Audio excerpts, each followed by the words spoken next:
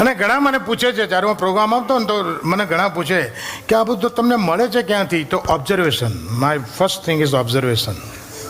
અને સાહેબ હું જ્યાં હું તો બધું ઓબ્ઝર્વેશન કરતો છું. કાલની દોડાદોડી કરે છે.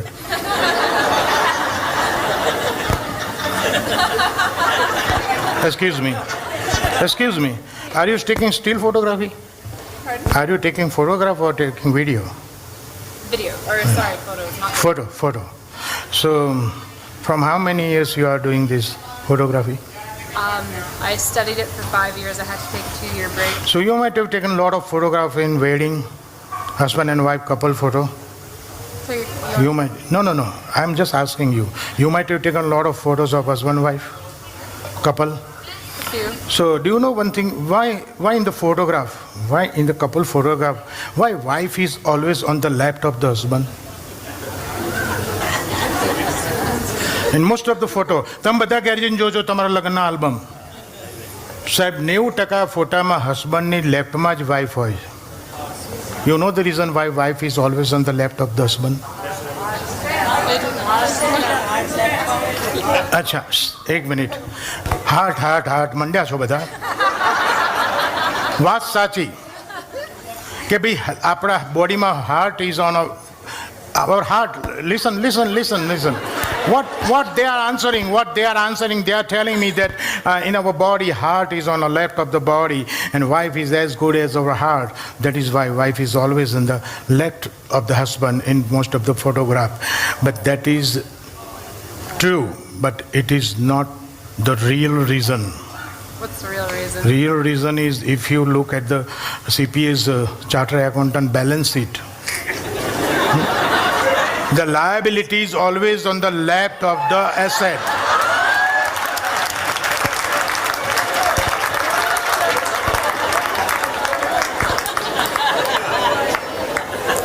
But my wife is my asset. She always stand right on my right.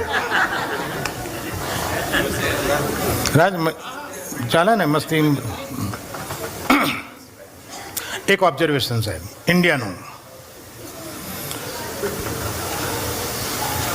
Husband wife ઘરમાં બેઠા હોય, 2 જ જણા હોય, ટીવી ઉપર સરસ ડાન્સિંગ મેલોડી ચાલતી હોય અને હસબન્ડ વાઈફને કહે ડાન્સ કરને. શું કેવું મસ્તી ગીત ચાલે છે, ડાન્સ કરને. શું ડાન્સ કરને? નવરા પેડા મંડ્યા છો, પીને આવ્યા છો, ડાન્સવાળી ના જોઈએ તો બેહો શાંતિથી. સાહેબ અપમાન કરી નાખે તમારું. સાહેબ એ જ બૈરું, એ જ વાઈફ 1000-1200નો મેકઅપ કરાવે અને કોઈના વરઘોડામાં ભર બપોરે રોડ ઉપર વાઘરાન જમના ચાર્યું. એ મંડી હોય એ ટીંગ તડાકે ટીંગ તડાક એટલે શું ટીંગ તડાક. અને એનો વર એ દાડા કશું ના બોલે. એ ઠોયાન જેમ ઊભો હોય પાછો. જ્યારે ટ્રાફિક ઇન્સ્પેક્ટર હોય ને એમ, એ રિક્ષા ચાલ નીકળ અહીંથી નીકળ, ચલો એ બેન્ડવાળા ચલો પેલું વગાડ. બોલો, હા મારું ઓબ્ઝર્વેશન છે. બીજું ઓબ્ઝર્વેશન, મારી વાઈફે ખાસ ટીમની મને ફરમાઈશ કરી છે.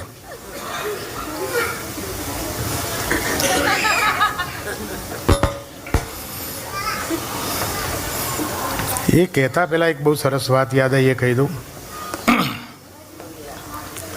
તમે હું ઘણા પ્રોગ્રામો, બિપિનભાઈ, અમેરિકામાં લંડનમાં મેં ઘણા પ્રોગ્રામો એટેન્ડ કર્યા, પણ જે આજે જે જમવાની સગવડ ને બધું તમને આમ જે હતું ને કે તમારે ઊભા થઈને લેવા ના જવું પડે, તમારે જે જોઈએ ના મળે, પણ જે હોય એ તમારે ખાવું પડે.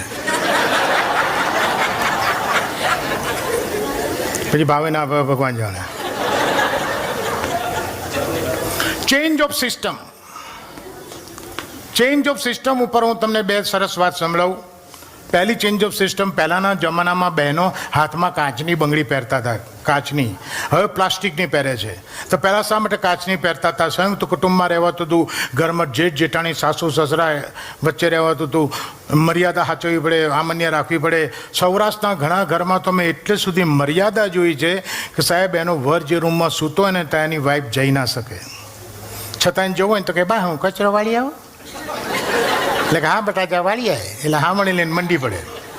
એનો વર જે રૂમમાં સૂતો ને તો જોડની જેમ મંડી પડે. અને આ તો 10 કાચની બંગડી પહેરી હોય, જે તલવાર હમણથી આમ સાવણી આમ કરે, એટલે 10 બંગડી અથડાય, એનો ખણખણાટ થાય અને ખણખણાટના અવાજમાં એના વરની ઊંઘ ઉડે. આ લોજિક હશે. હવે આ બધું ઊંધું થઈ ગયું. કાચની જગ્યાએ પ્લાસ્ટિકની આવી ગઈ. સંયુક્ત કુટુંબ તૂટીને સેપરેટ થઈ ગયા. વરુની ઊંઘ બદલાઈ ગઈ અને બૈરાઓને એમને ઉઠાડવાની રીત બદલાઈ ગઈ. હવે તો વર એવો ઘોર્યો હોય, બેડરૂમમાં જઈને હાથ નહીં કે બૈરી એલો તો ઉઠે નહીં. અને હવે તો બૈરાઓ ઉઠાડે કેવી રીતે? વરના ગોદામે કે ઉઠો ને શું ભૂંડીની જેમ ઉતા છો 10 વાગ્યા સુધી. છોકરા નિયમમાં કોકા મા બાપા જવાના છે. 9 12 ટીચીને આવ્યા છો તો આવો કંઈ તો સવાર પડે. હવે અહીં બેઠેલી બહેનોને મારો એક બીજો સવાલ છે. જો કોઈને બીતા નહીં, સહેજ બી ગભરાતા નહીં હો બહેનો. તમારો વર જો અહીંયા બેસીને ઓર્ડર કરતો જો બિયરની બાટલી તો અહીંયા જ દેખાય છે, વિસ્કીના ગ્લાસ બી દેખાય છે. બહેનો સહેજ પણ ગભરાયા વગર સાચો જવાબ આપજો. તમારા હસબન્ડ, તમારો વર, તમારો ધણી, તમારો પતિ દારૂ આલ્કોહોલ પીવે છે જાહેરમાં કે ખાનગીમાં, ઘેર કે બહાર, એ તમને ગમે છે?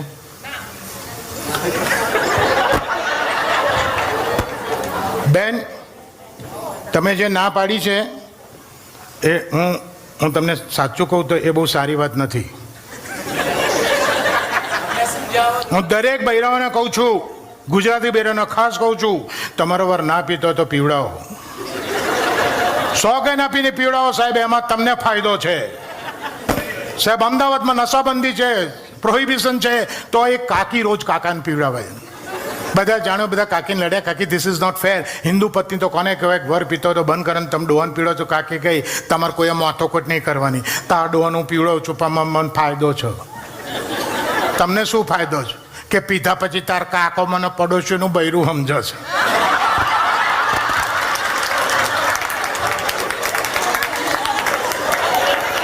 એટલે અહીં બેઠેલી બધી બહેનો કાલથી શરૂ થઈ જાઓ.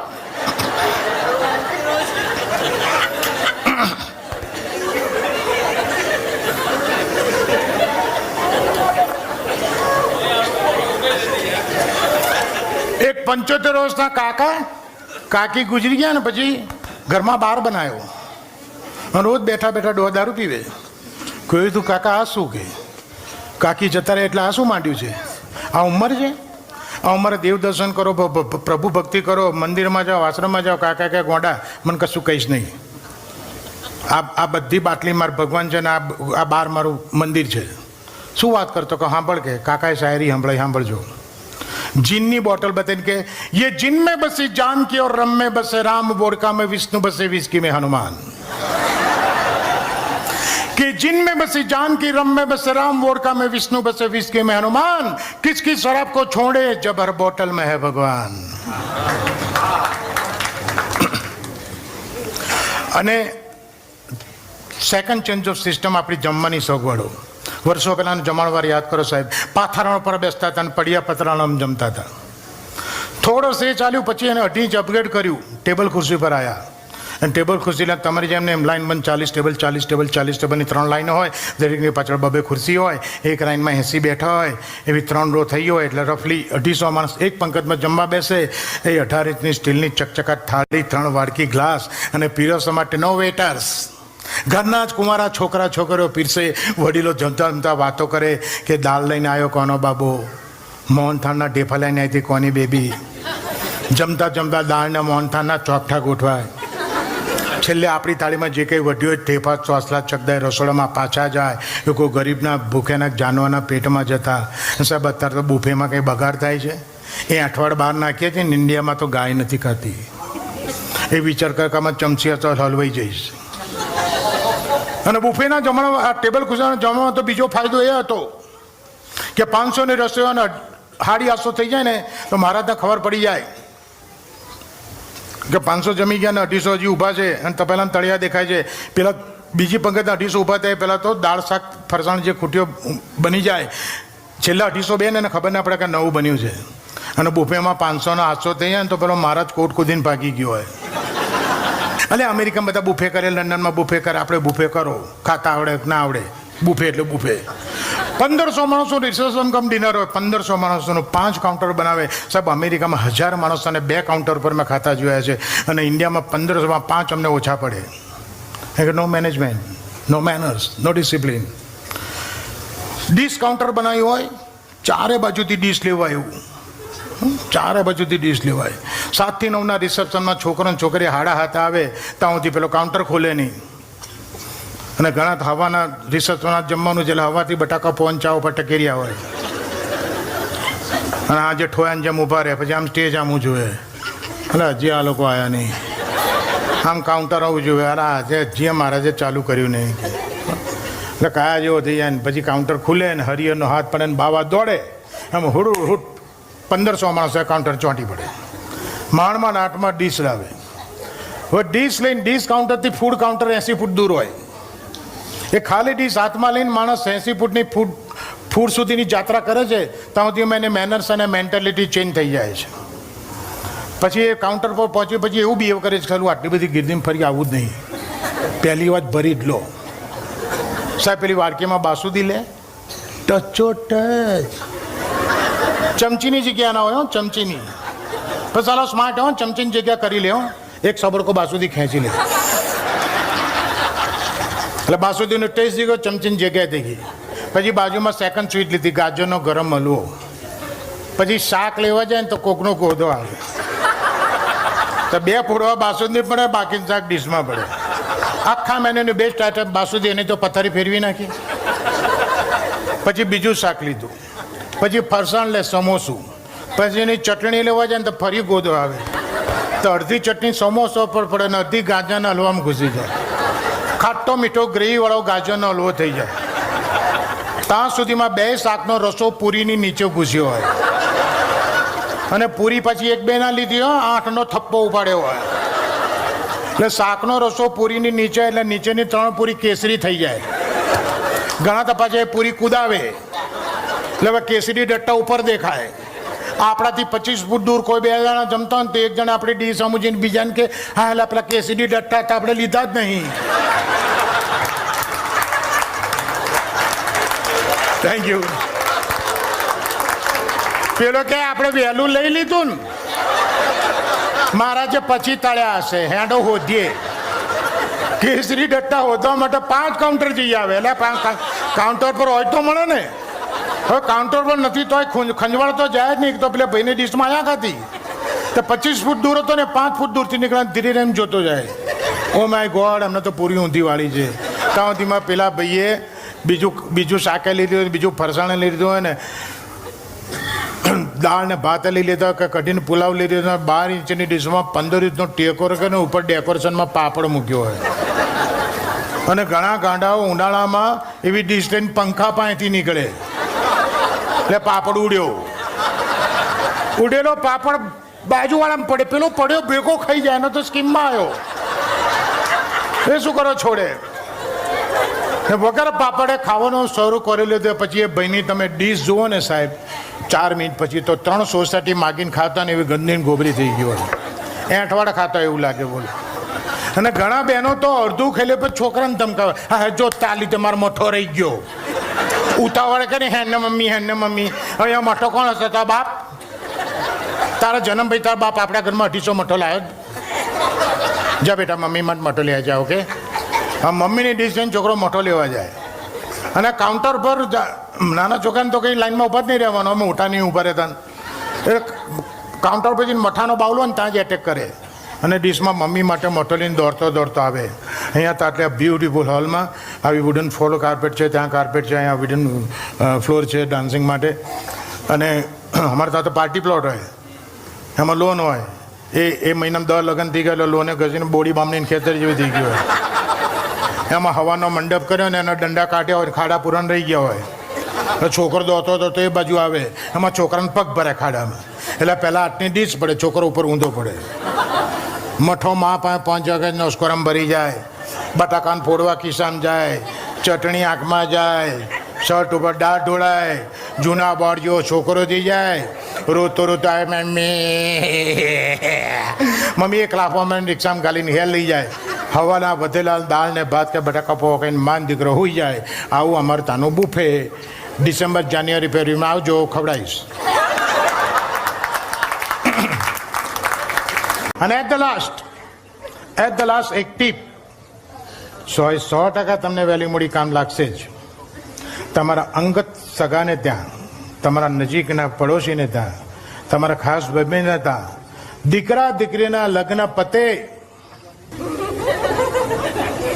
તમારા અંગત સ્નેહીને ત્યાં, તમારા નજીકના સગાવાલાને ત્યાં લાસ્ટ આઈટમ છે. એટલે દીકરા દીકરીના લગ્ન પતે પછી એને ત્યાં જો મળવા જવું હોય ને સાહેબ, તો અઠવાડિયામાં જઈ આવજો, નહીં તો 2 મહિના પછી જજો.